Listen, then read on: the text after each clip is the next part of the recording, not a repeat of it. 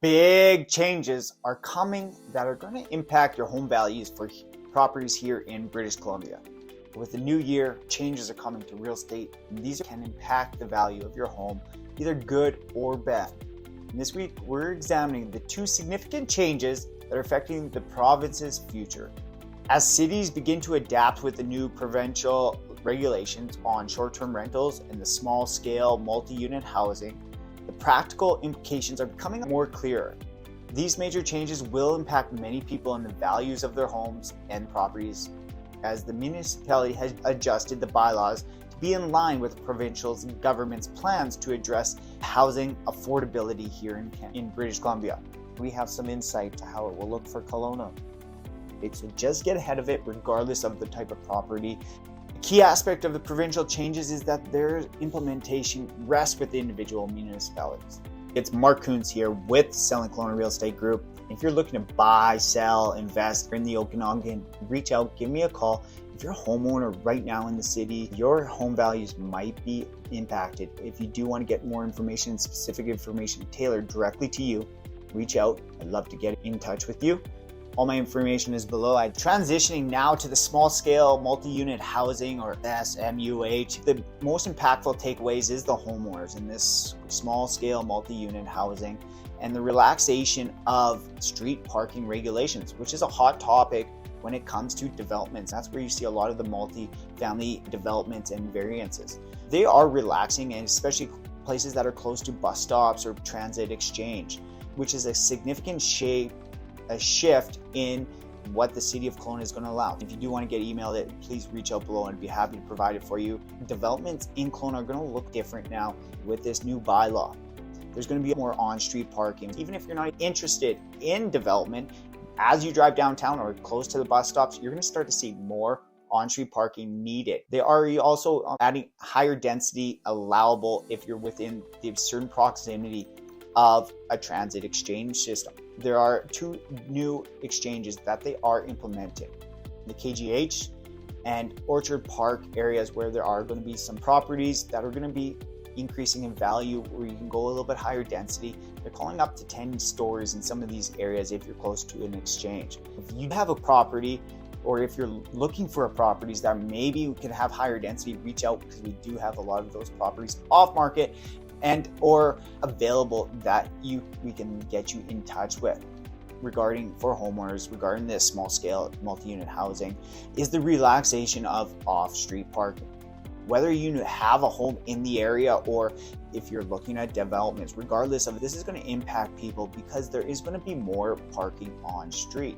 There's not going to be a significant requirement for parking to be on site. A lot of the restrictions, if you look at the fourplexes in downtown Kelowna, the MF1 properties, previously RU7, a lot of those ones were requiring a one parking stall on site per unit, where you'd have to provide 4 parking stalls for 4 units. That is now changing, especially if you're close to a bus stop or within a bus exchange. The city is no longer setting minimum amount of parking to be required. They're going to allow the market to determine how much parking is going to be required. This is a huge adjustment, and just an evident example of this is just going to be a mind-boggling, and we're going to start to see come June, when this is all going to be put into place, some of these zoning bylaws changes, and the city is going to be taking a different approach to approving it. So something to consider if you're looking to do something. If you do want to get a value, if you have a house that you're looking to, maybe you're not sure what the value, please reach out. It doesn't have to be in the Okanagan or in my specific region. I can get a colleague of mine in your area to get you the information you need. Moving to short-term rentals, this is what the city of Kelowna is looking to implement for the short-term rentals. Number one rule is the principal resident requirement. Short-term rentals are only going to be allowed within a host principal residence. Well, there are going to be a few exceptions on this, but not a great opportunity to really skirt the system. And the provincial residence is defined by the province as the place where an individual resides for the most in a calendar year. The City of Kelowna Council meeting on January 15th, we saw that the City Council is taking a stricter approach that is mandated from the province. The Kelowna bylaw is going to be coming into effect on May 1st of 2024, and this is essentially designed to restrict and remove most, if not all, of the current operating short-term rentals right now in Kelowna. So if you're looking for a place to stay, a lot of times, especially in the summer, a lot of people would come and stay in short-term rentals in people's house, whether it's a principal residence or not. So they are removing most of those options. The difference in the options, the way the bylaws are reading, is it has to be a principal residence. And the definition of a principal residence is short-term rentals are only allowed within a few exceptions. The definition of a principal residence is defined as the province's place where an individual resides the most in a calendar year.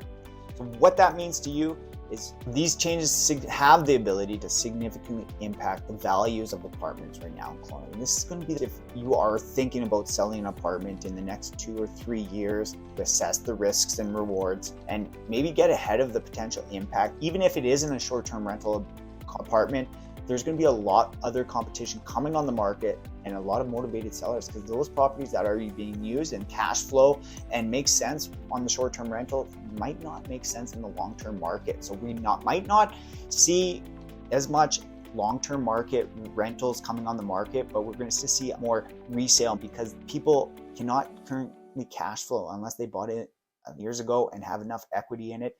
There is going to be a situation where it won't make sense for them to keep it, and hence they're going to have to sell it. And if we get a multiple of those, then we're going to start to see a lot of motivated sellers trying to, and it could be a race to the bottom. So just get ahead of it regardless of the type of property and apartment that you own.